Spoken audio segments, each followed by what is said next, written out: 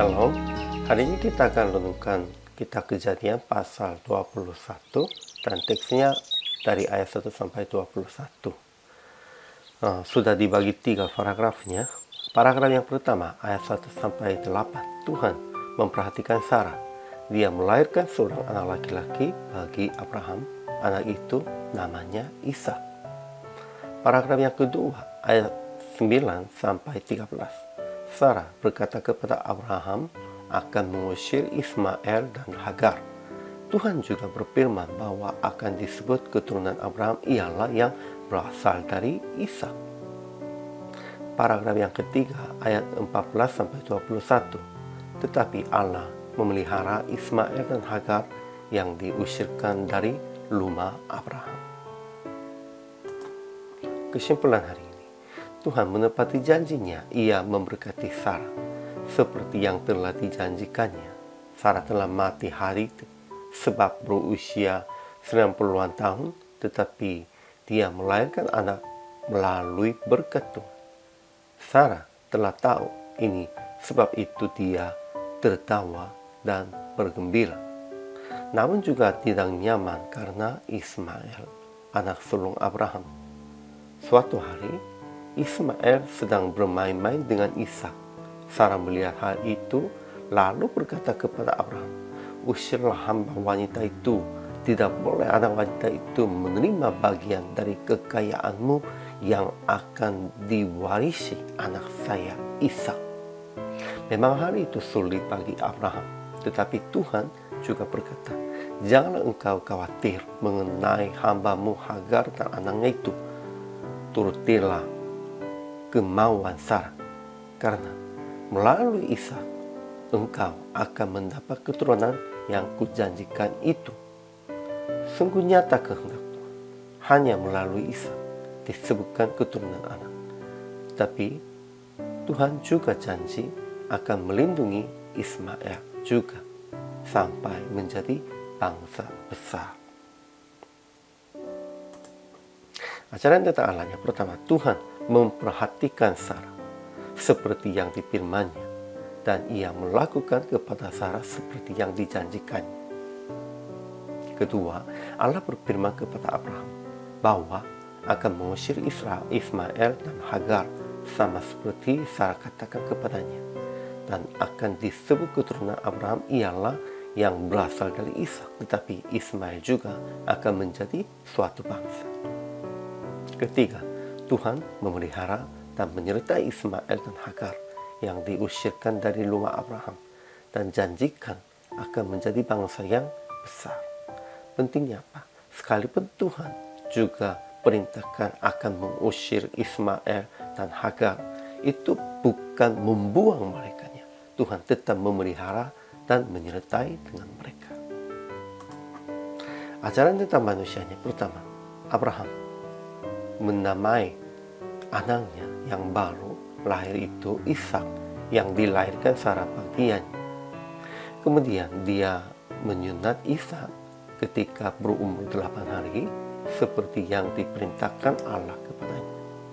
Kedua, Sarah memuji Allah sebab ia memberikan anak laki-laki, tetapi hatinya menjadi panas ketika Ismail main dengan Ishak, sehingga berkata kepada Abraham akan mengusir Hagar dan Ismail.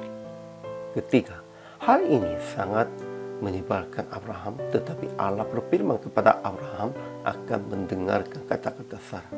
Jadi Abraham mengusir Ismail dan Hagar dari rumahnya.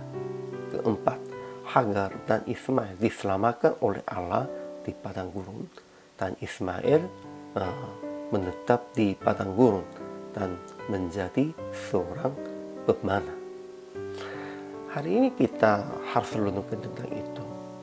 Pada waktu Ismail baru lahir, siapa bergembira di antara keluarga Abraham?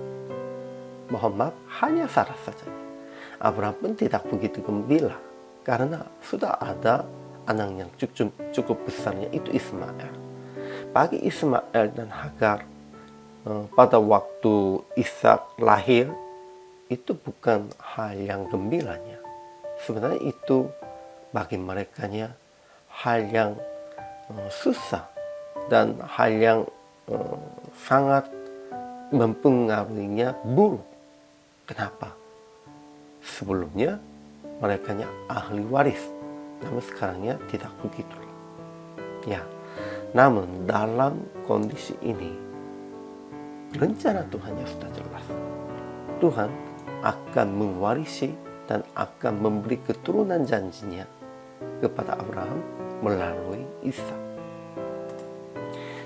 Sehingga aplikasi hari ini, pertama, taat sesuai dengan perintah Tuhan, dengan percaya akan berhasil sekalipun terlambat.